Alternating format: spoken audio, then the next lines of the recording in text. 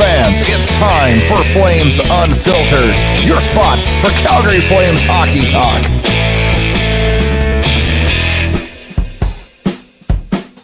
Point 7 of their last 10. The Calgary Flames finally headed in the right direction.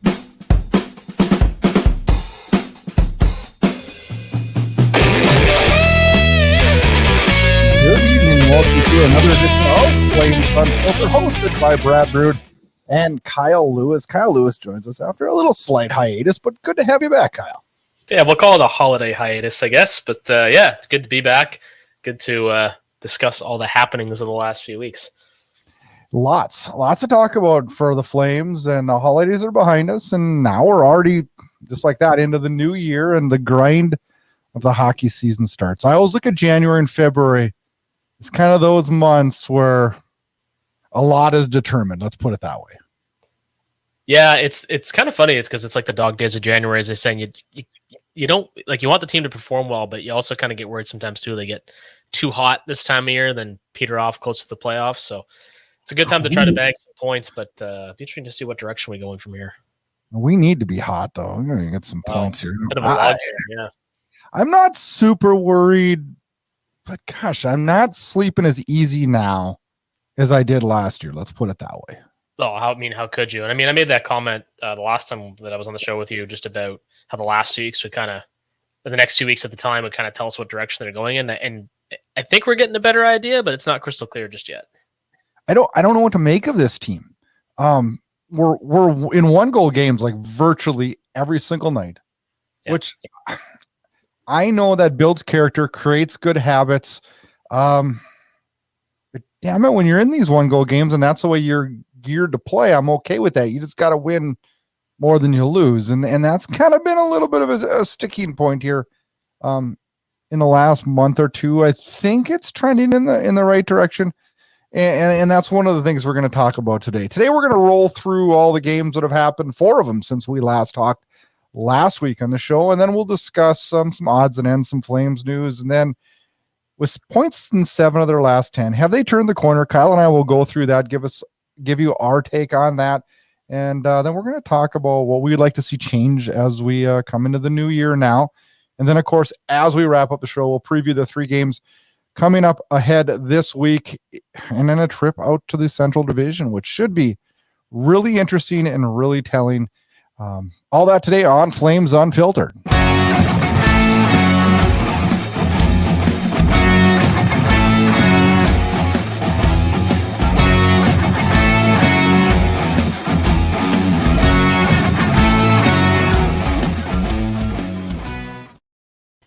All right, Kyle, let's rewind. We're going to go back to the 27th, last Tuesday.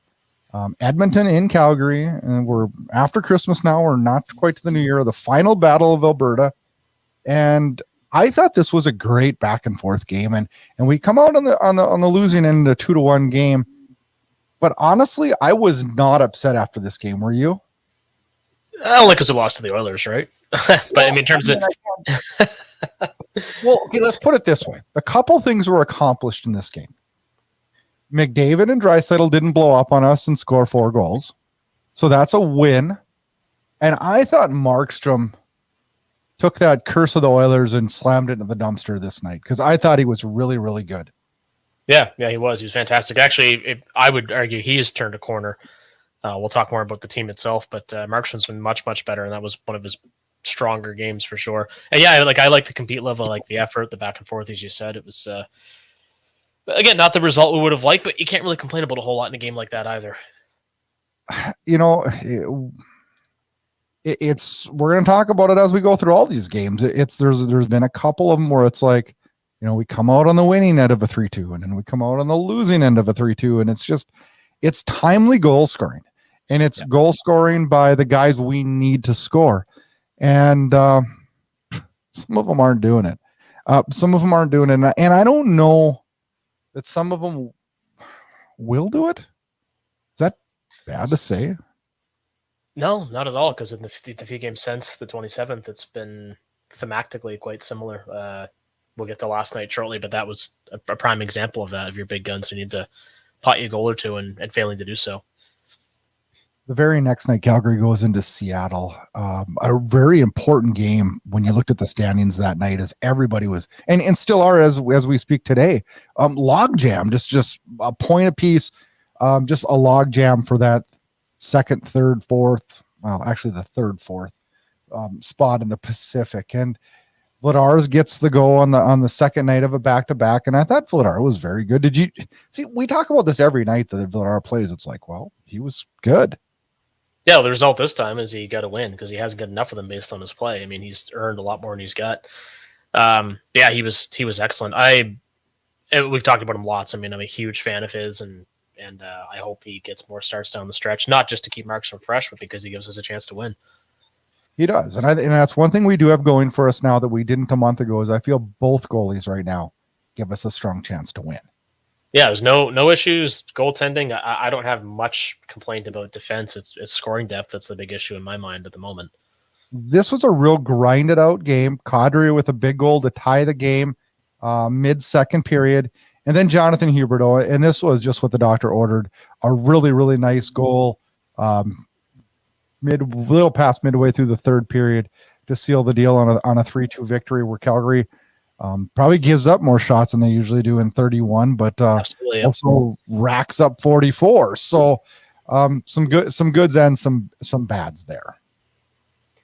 Yeah, it was a good game. I mean, I enjoyed it. I thought the Kadri tip was just absolutely gorgeous, and Huberdeau kind of doing the things that we know he's capable of. Haven't seen a ton of necessarily, and especially coming off second of a back-to-back. I mean, you always kind of expect it to be a lot tougher, but getting those 2 points, I really enjoyed that game because I'm trying to say, I thought that everybody was quite engaged. I think they carried that Oilers loss well in terms of how they responded. And Seattle is they don't get enough credit for how good of a team they have. They have a surprisingly good record this year.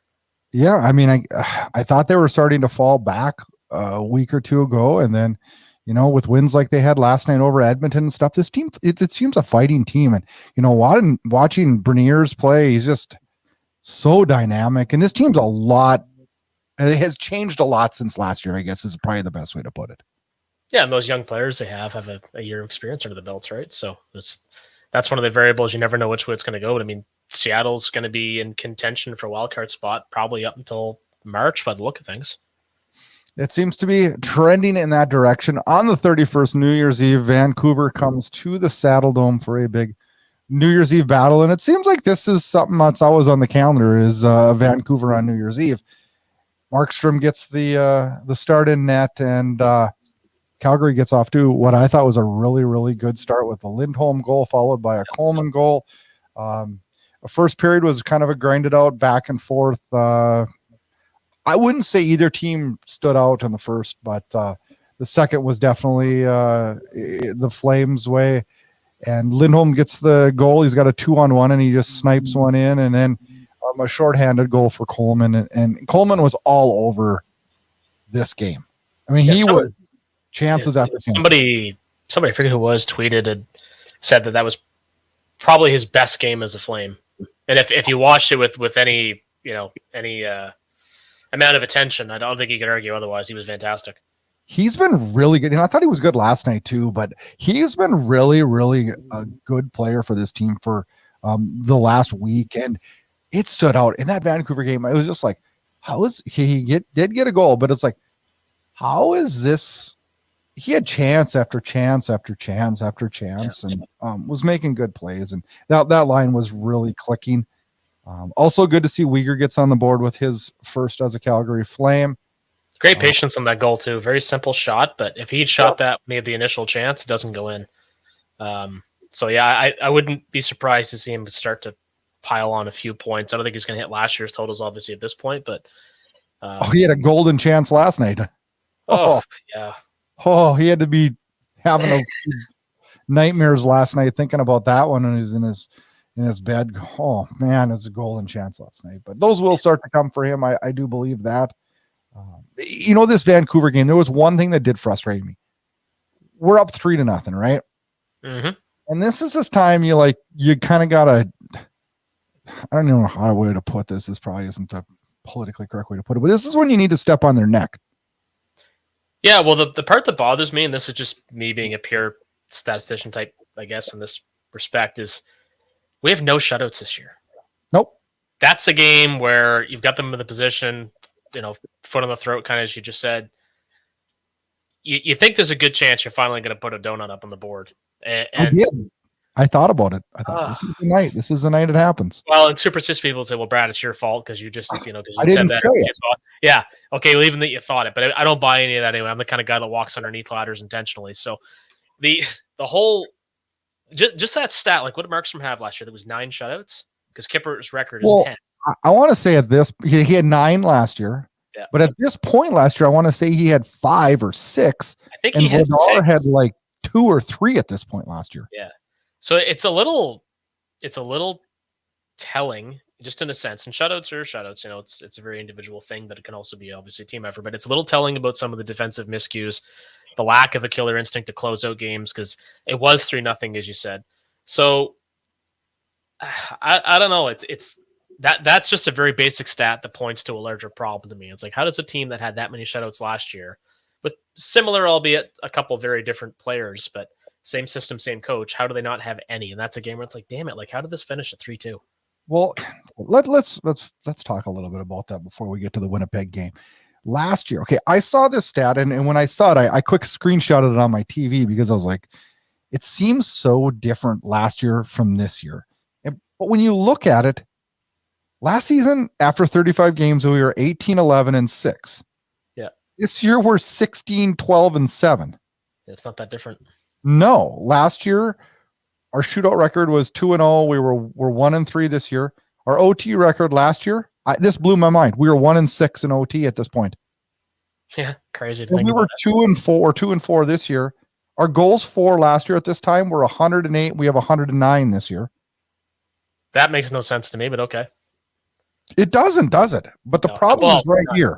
The problem's right here. Goals against 88 last year at this time. 106 this year. And I'm not okay. Our goaltending has not been as good as last year. Sure. But our defense hasn't either. I don't think it's our defense, but I think our defense, I think one of the problems we have in hockey is we take a look at the numbers of goals against. And if it's bad, we point at the goalies and we point at the defense. Mm-hmm. And I'm looking at this as a whole team thing.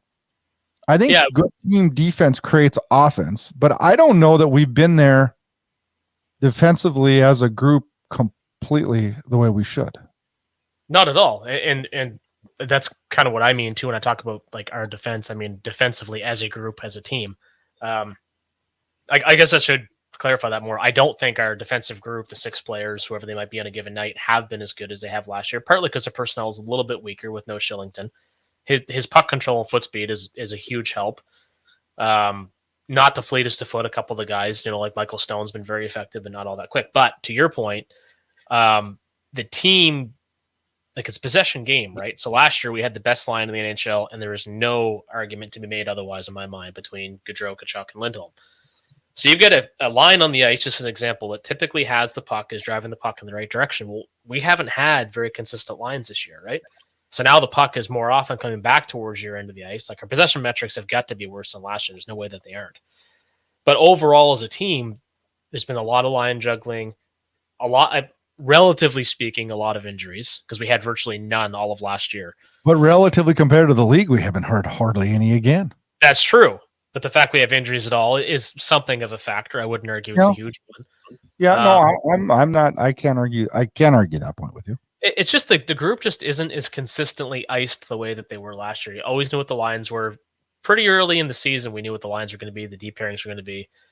The D hasn't changed a lot this year, since the beginning of the season. But it's like, okay, who's going to play with who? And that's going to be something else we'll talk about here shortly. But yeah, I can partially blame Sutter a little bit, but I can't in the fact that like right now, if I was behind the bench, I mean, obviously I do a few things differently. But no group together has shown me like last year he threw Lindholm, Gaudreau, and Tkachuk together and it just clicked.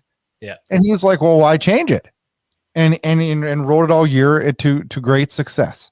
Now I'm interested and I want to get your take on this. If we had that line this year, would it produce like it did last year? And I'm not discounting and saying that was a bad line by any means. It was the best league, and it was the best in the league last year. But you know what? And the reason I'm saying this is we had so many players last year have career years, and you can't expect to replicate that. No, and I wouldn't expect that they would have. I would think that it would be similar. I think all three players would be 80 to 100 points. But I don't think you're going to see two of those guys with over 100. Lindholm might finish in the 70s, for example. So they'd be up there with the best lines in the league again. But I mean, that year was definitely like got everything they touched him to go in the net, right? It was incredible. It was a lot of damn fun is what it was. I mean, absolutely, yeah. And it really did get going based on the numbers. Tell about this time last year. Yep. And I'm not saying it's going to happen again, but there's a stronger chance that this team's better down the stretch than worse. Oh, yeah, absolutely. I don't think there's any question about that. I mean, again, the team changed a fair bit, especially in terms of how prominent the players brought in are versus those that they replaced as great player for great player kind of thing. So Huberdeau for Gaudreau, or Tkachuk, however you want to put it. And then you get a guy like Weegar on defense, who's one of the better two-way defensemen in the league. So you have all these guys at key positions that are on a new team. Like, it wasn't just going to click in October and away you go. Yeah. And expecting that, and I think some people did expect it because Huberdeau had over 15 points in Florida or whatever, right? I mean, I'm not going to lie. I think looking back, I think my expectations were too high. Oh, mine were too in some cases, and also I was dead wrong about some other things. Tyler Toffoli is having a fantastic season. I think if people rewind back to episode 135, I think I'll tell you at the beginning of the year that he's one of my biggest concerns. Yeah, and I said the same thing. I didn't like him as a top line right wing, and he's proven himself to be as good an option as we have, and he's been really consistent. I was dead wrong about him. He's probably if I asked you, we're kind of getting ahead of ourselves, but who cares? If I asked you right now, who would have been the best two Flames thus far, who would you say? I know my two. Well, Toffoli for sure. There's no Toffoli for sure. Yeah. And I'd say Rasmus Anderson. I was thinking, Lindholm's up there too for me because Lindholm has just proven beyond a shadow of a doubt that's he's a great player regardless of who he's playing with. And I think a lot of people thought, he's centering Gaudreau and Tkachuk, that's where he's getting all his points. He is scoring aplenty, a very, very similar pace to last year, actually. But Anderson is on pace to break his point totals from last year. He started really slow, Lindholm, and it's just really come on. And one of the things with Lindholm is Lindholm's one of those guys that you watch the game and you never notice him holy crap, this guy's out of control good. But you look at the stat sheet when you're done and you're like, Lindholm had a goal and 2 assists. Yeah, and how do you not start slow when you lost 2 all-star line mates? Superstar line mates. How could anybody come out of that and just, continue on the similar pace? It would make absolutely no sense. And it doesn't matter that a guy like Huberdeau had the same amount of points as Gaudreau. He's a completely different player. So anybody who gave Lindholm any flack for starting slow, and not that I saw much of that, but it's completely unjustified. The guy, it's like your 2 best friends are gone, right? Yeah. It must have been a crazy change for him. And I'd like to hear him talk more about that, just what it was like to go to camp without those 2 guys that he had such a bond with on the ice. So we might hear that at the end of the season. That'd be a great interview. Yeah, I mean, absolutely. But he's been great. But Anderson, I just want to touch back on that since you brought it up. The guy is just putting up tons of points in the back end. He's responsible defensively. He's quick. He's excellent at joining the rush. I mean, he's the MVP of the D for sure, if not the team.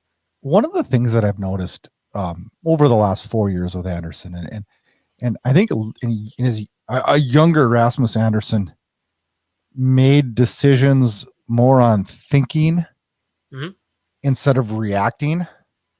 Does that make sense? Because you act more on reacting after you feel confidence, and he's gained a lot of confidence over the past 2 years, and it just seems like his decision making is so quick, crisp, and good. Yep.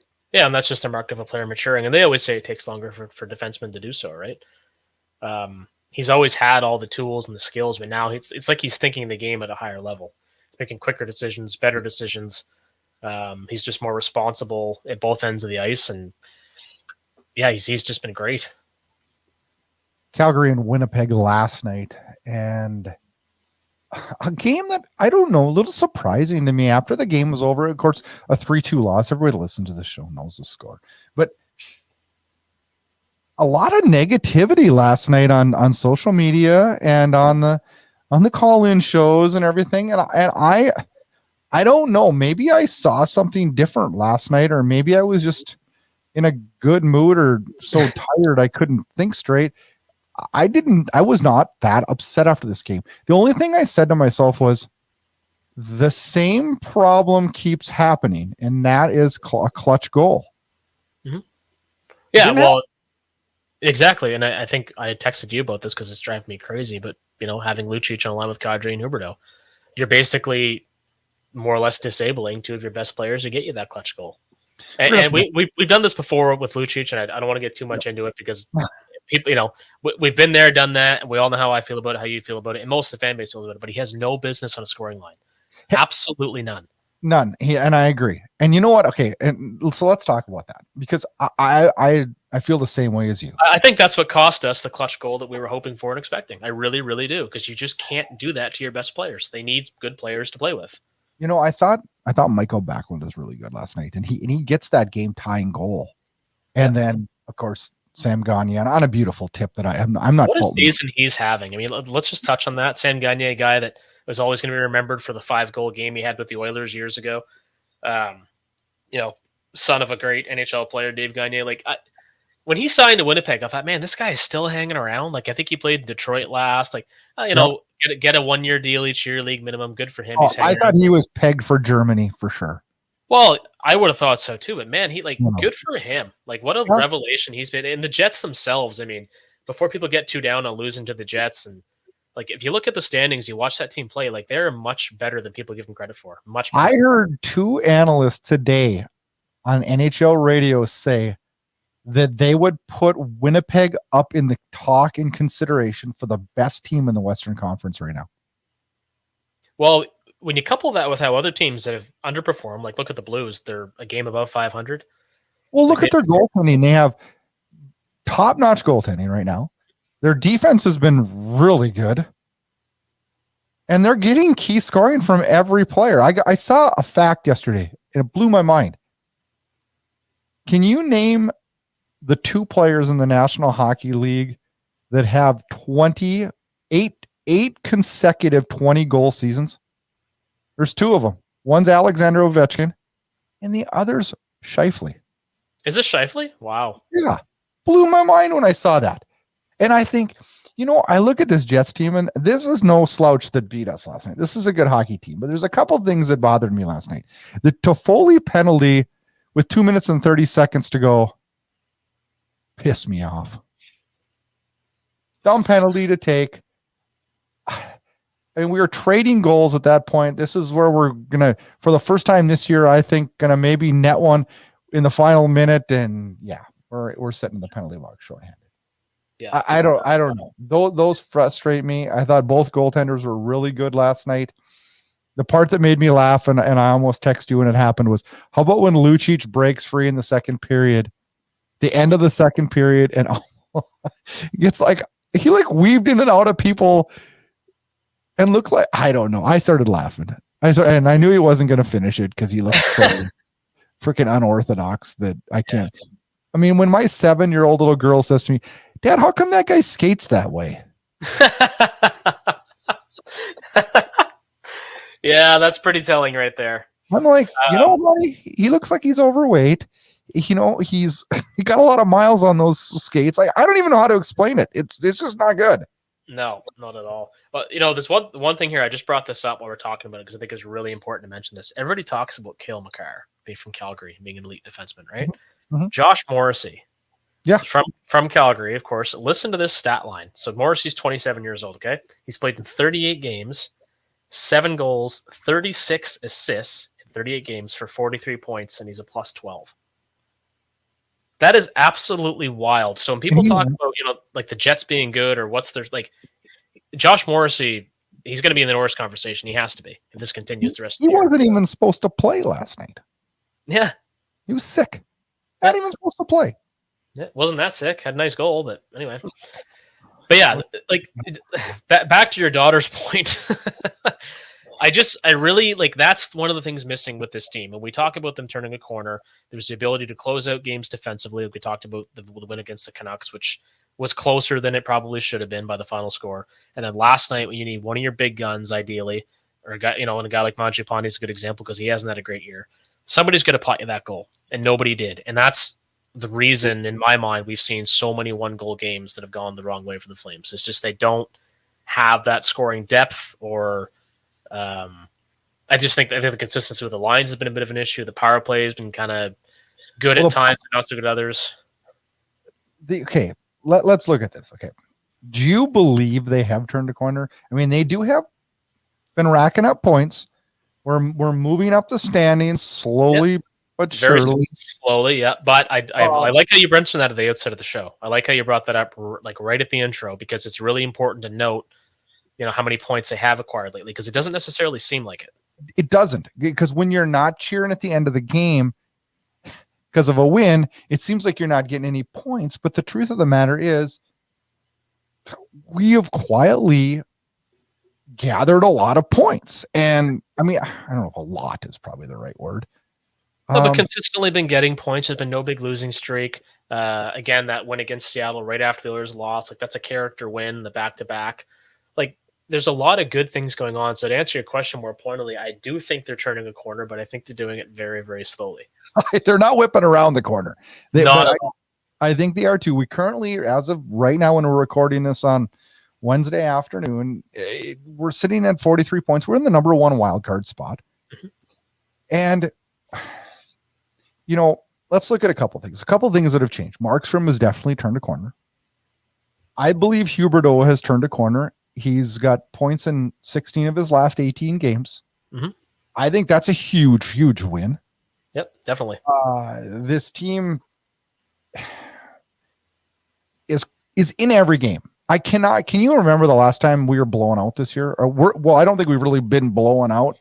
The last bad loss, I don't know, was it the 5-2 loss to St. Louis comes to mind? Yeah, that would probably be it. But no, there's been nothing like outlandish, like, the game, was it the 18-19 season? They lost like 9-1 to Pittsburgh. Like, oh, I remember that night. Oh, yeah. Yeah, I think James Neal had the only goal in that game. For some reason, I remember that. But but yeah, no, there haven't been a lot of crushing losses to speak of. Posts. Have you seen how many posts that we've hit this year? I don't want to talk about it. It's like me playing pickup. Ryan, and I want to qualify that by saying, if a goaltender doesn't show up and the objective of the game is to hit the post, I will never hit it. But if a goaltender's in the net, I will miss the net or hit the post 9 out of 10 times. We are league-wide. The Flames are 4th in posts/crossbars hit. Who was counting that stat? I don't know. Ryan Pike reported it. I know he's not feeding us a line. God. Oh, I'm sure it's true. I'm sure it's true. But... And thank you, Ryan, for the info here. But the Rangers have 44. Washington has 42. Florida has 41. And Calgary has 40. Tyler Toffoli is tied for 3rd in the NHL with 8.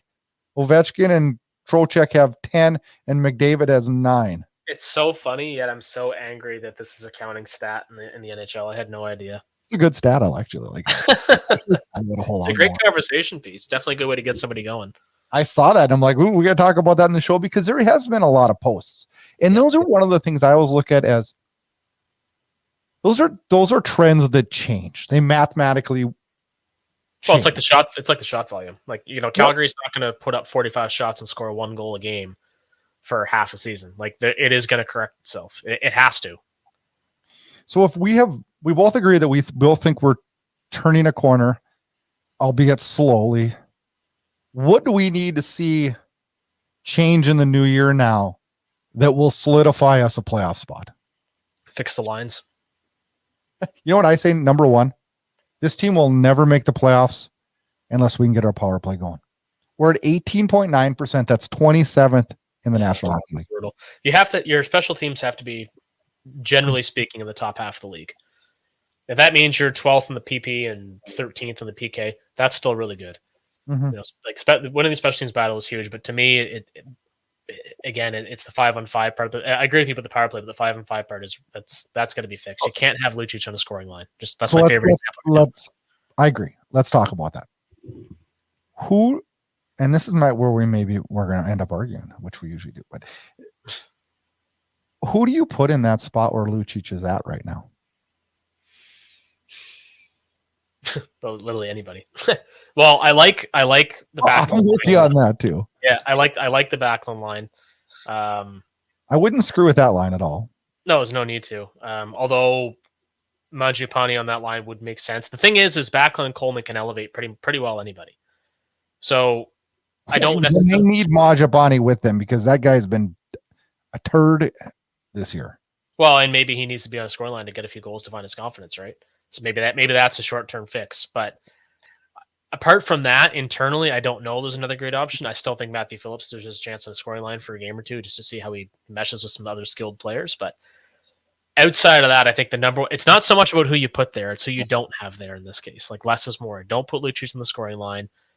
Try somebody else. And they've done some pretty ridiculous things. Trevor Lewis isn't a scorer either. He's having a decent year by his scoring standards. But I think Trevor Lewis, if he was on the show right now, would say, I'm a fourth liner in this team. Sure, of course. Wonderful on this. I look at that spot, Lucic's spot, and the only guy that really stands out to me that's be like plug and play would be Rosiska. But I am so mad at his game the last week that I wouldn't give him the spot. I'd rather have him sitting in the press box. Is that because of the inherent laziness we've heard so much about and we're now seeing a bit of? He's so frustrating to me because I look at his size of his body and I'd give my right arm to be able to play a game with that size. Mm-hmm. And I look at his talent when he has the puck. He's a talented hockey player. He is. Yep. It just seems like you have to have a fire on his ass the whole game to get production out of him. He's kind of like, I kind of relate it back to my kid. It's like if he got a goal in the first 5 minutes of the game, it's going to be one hell of a good game. Yeah. But if he didn't, it's going to be a hell of a long game. And I feel like that's a peewee problem that we're watching in the National Hockey League. And it bothers me. It bothers me because I was watching my nephew play last night and it's the same kind of thing. Like, I think he's quite young. He's 9 years old, but I think could be quite good at hockey if he'd apply himself more. He just doesn't get in the guts to play, and that's been the criticism of Ritchie, since before he was drafted when he played for Sarnia. He has all the tools to be an effective player, to score, a big body like you talked about, and just the mental side of it just doesn't seem to be there often enough. And it must drive Daryl Sutter crazy because I'm sure he just drools when he sees this kid. And then he puts him out there. He has a game like the last few that he's had. And it's like, oh my God, like, would you do something? I honestly, right now, I would sit him in the press box and I would call up Connor Zary and put him in that spot. Not just Zary or Peltier. One of those two I'd put in the spot where Lucic is right now. And those guys, the reason being, and I think this is where you're going with this, is that they have very, very high compete levels. Jacob Peltier would not be an NHL player based on skill alone. He has a very high compete level. Yeah. So, and Connor Zary is similar. I think Zary is a little more skilled than Peltier, but that's why I feel like he might have a better chance of sticking with Sutter. Yeah, very possibly. But either one of those guys, I think, would be a good experiment. And I think also because the team is slowly turning that corner, one of the best things you could do is throw somebody in the lineup that really wants to be there and wants to play his ass off. Yeah, I think that's kind of the point. That's because especially this time of year, like it's the weather's shitty. It's the holidays just ended. It's kind of the dog days of January. Like get somebody in there that really wants to be there and kind of light a fire under the rest of the team. Last night I heard the comment multiple times on social media. Passengers. Yeah. And I think there was some passengers last night, and I don't even think I need to name them for people to guess who they were. But nope, not at all. You can't have passengers if you're going to move up the standings. And I don't know that you're as concerned about him as I am, but Andrew Mangiapane I'm concerned. I'm concerned. And I'm very concerned at this point. You want to know why I'm the most concerned, though? He's doing dumb stuff. Like what okay, he's always been a grits and grimy player. I call him, just kind of the dirty guy and just gets in the rough areas. But like last year he did that and scored, but he wasn't the guy that's like trying to start scrums and shit. And now all of a sudden this last 3 weeks, it's like he's trying to be this tough guy, and I don't get it. And you know what? I think he's frustrated himself, honestly. I do too. And that's what I think it's a sign of. I think it's a sign of, oh shit, I got to live up to this contract. I got to do something. I'm not hitting the score sheet. I got to do something. Yeah. I think so. The next step for him, like, I don't know. It's hard because I don't think the Flames have a ton of organizational depth, but I mean, no. I'm getting to the point where I'm not opposed to him sitting for a game. I'm not either. You never want to see it come to that, but here's a stat that's crazy. He's on pace this year for 14.7 goals. He's on pace for 19 assists and 34 points. If you look at his year stats, the previous 2 years, take last year's year out, he's right on pace for his career. Wow. Last year was his 1 year. Obviously, he had 55 points in 82 games. He's on pace for his career average. That scares me. I pray to God last year wasn't a one-off. I pray to God. But that's the scary thing, especially when they have expiring contracts in those years, right? I mean, a lot of guys do that, have a career year when the contract comes up, but when the whole team, everybody's having career years, it kind of masks it, right? Yeah. Actually, what it makes me think of, this is years ago now, but when the Bruins walked away from Dmitry Kristich in arbitration, and the Leafs signed him, and the Bruins were absolutely right to walk away because he was awful, and they knew it. And I don't think that Mangiapane is necessarily, in that same boat. I'm not hitting the full panic button. I am worried, but I'm not hitting the panic button. No, but this guy should be, based on his opportunity and skill level, he should be a 50-some-a-year point player. I don't see him hitting the 70s and 80s ever, but and maybe I'm wrong about that, but it's very concerning that his career year is such an outlier. I'm surprised he hasn't faced more criticism, to be honest with you. Because the team has a few lightning rods, right? So the Huberdeau contract has to live up to Ritchie, so he's kind of sheltered a bit by other guys. Yeah.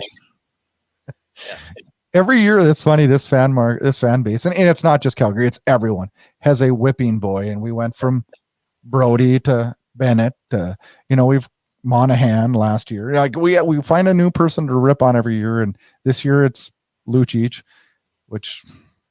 I guess if you're going to rip away, I guess. But I don't know. Those are things I think that need to change.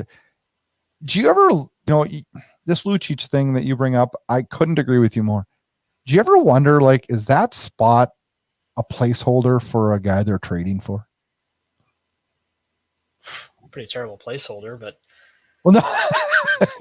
I mean, yeah, it could be. I don't know what they got in the works. They're gonna have to do something here soon, but I shouldn't say they have to. Again, like things are generally trending in the right direction, but I don't know who would be or what it before. A dream come true to me. This is my New Year's wish. This would be a dream come true, but that he brought up a Peltier Azari, and they fit that spot with Kadri and Huberdeau and produced. Yeah. And Shillington came back, and that way we wouldn't have to make a big deadline move, because I don't know how we do a deadline move looking at contract space next year and even contract space this year.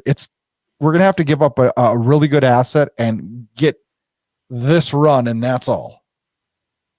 Yeah, pretty well. I mean, to this point, True Living's done a pretty good job of managing the cap. I mean, apart from a few faux pas, Troy Brouwer, but generally speaking, he's managed the cap pretty well. So I think the competitive window for this team is what we've talked about before. It is definitely right now, but who would have thought we'd have the summer we had, right? In terms of recovering from the loss of those great players. So does it bother you a little bit that the only coach or upper management that has a contract for next year extension is Sutter? True Living does not have a contract extension yet. And I believe he deserves one. I do. And this team may not win this year, but from what he did last summer and how he salvaged what could have been a disaster. The biggest thing having a competitive team is one thing, but also icing a team with marketable players is another. And he still managed to do that despite losing some, right? So I think he deserves an extension, but to answer your question, yeah, I do find that a little bit concerning. I do think True Living gets a short-term extension because this is like, okay, you managed to pivot from a potential disaster. What's next? Another first or second round loss, a deeper run? Like, are we going to go back into a rebuild potentially? Although that seems unlikely, obviously, at this point, but where do we go next? But I mean, it's Sutter's age. The fact he has a contract bond this year doesn't concern me a whole hell of a lot. And realistically, if they go in a different direction, they have to pay him out. They have to pay him out. But it's going to be really, this season is going to be very telling. It's going to be very, very interesting to see what happens in terms of management after this season. I don't know. Maybe people that listen to this might think I'm crazy, but I'm pretty sure they're. Yeah, I don't necessarily like the position that we're sitting in currently. I'd rather be sitting in second place in the Pacific. But I'll tell you what, this team makes the playoffs. I sure as hell wouldn't want to play them. No, definitely not. No, definitely not. And I think especially with guys like Kadri and Coleman, Lindholm and Backlund, there are some phenomenal two-way players in this team that would be an absolute nightmare to play against in a playoff series. And I don't doubt. I mean, Markstrom can steal a series. Sure, he can. Fully capable. You know what? I think Dan Vladar could too if he had to. I think so too. I really do. I don't have any concerns about the goaltending of this team whatsoever. And also should point out that Dustin Wolf was just named AHL again, goaltender of the month, whatever it was. He's like, his stats are just insane. That as a 7th round pick, as a 7th round pick, he's already panned out beyond our wildest dreams. So very much so. We'll be back to preview this week in Flames games.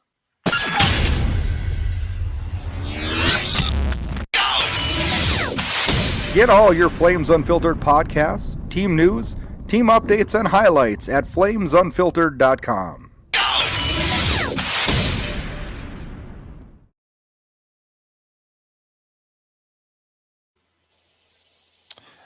Three big games for the Flames this week as we head into the weekend. The next matchup, the New York Islanders come into the Saddle Dome Friday evening.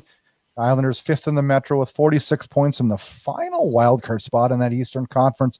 The second of two meetings this year, the Islanders beat the Flames 4-3 in overtime on the 7th. And the good news with this game is the Islanders will be coming off a back-to-back against the Edmonton Oilers as they are in Edmonton on Thursday night. So hopefully Edmonton can knock them around and the Islanders can win, and then we'll get a tired Islanders come Friday night.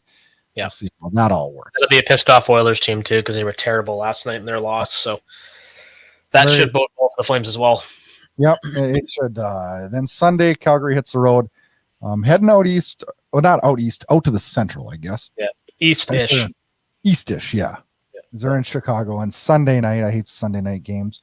Chicago last in the Central, only 20 points, 8 wins.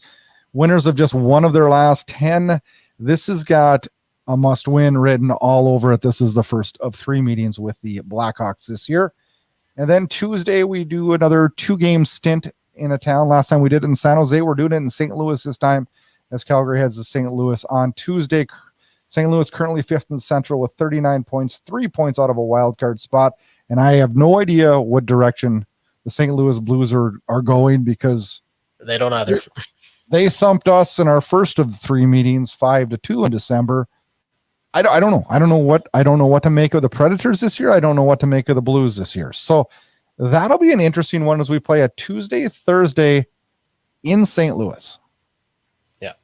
Yeah, it'll be very telling. I mean, the Blues obviously have a lot of really good players, and I think they're kind of lost right now, but I could see them turning it on and stealing a wildcard spot, just as they did earlier in the year. They started off terribly, came on really strong, they faltered again. So it's strange, though. Again, 2 games in the same city, much like the San Jose set that you mentioned. So I'm not sure. Whoever did this schedule that has the Oilers and Flames not playing in 2023 for this part of the season, and then having 2 games against the same team in the same city twice, and maybe again, but twice so far is just odd to me. It is odd, and I know it's one of the COVID things that a lot of teams said that they liked about was the 3-game sets or the 2-game sets, but I don't know. I don't know how I feel about it. I guess if I was going to do it, I'd just like it on back-to-back nights and get it done and get them out. But it is less travel. This is a key, important road trip. like we've said 50 times, we're in the dog days of the season, and this is where the team needs to make hay. And when you're playing teams that are lower in the standings, like the Blackhawks and the Blues, points need to be earned on those nights. Yep, 100%. 100%. So we'll have to see how it goes. The Islanders should be a good test, but hopefully no letdowns against the Blackhawks, and then a couple games against the Blues, then come back for a home stretch. It's time to make hay, right? It is definitely time to make hay. We are back again next week with another episode of Flames Unfiltered. Kyle and I will both be back for an hour of Flames hockey talk next week. Check us out on all the major podcast players. You can watch the video on YouTube. Get on over to flamesunfiltered.com for all the past episodes. Have a good week, Flames fans. We're back next week talking Flames. Take care, guys.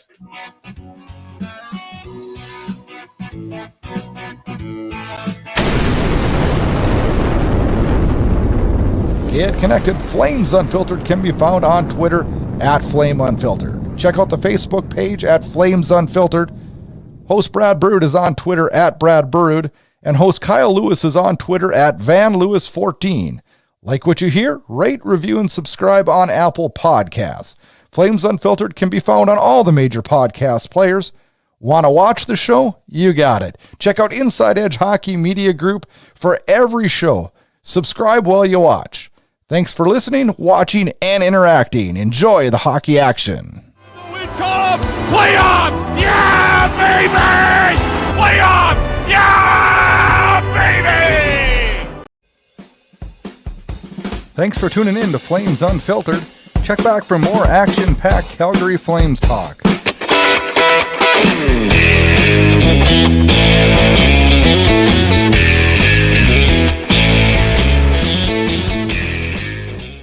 This episode of Flames Unfiltered was copyrighted and produced by Inside Edge Hockey Media Group.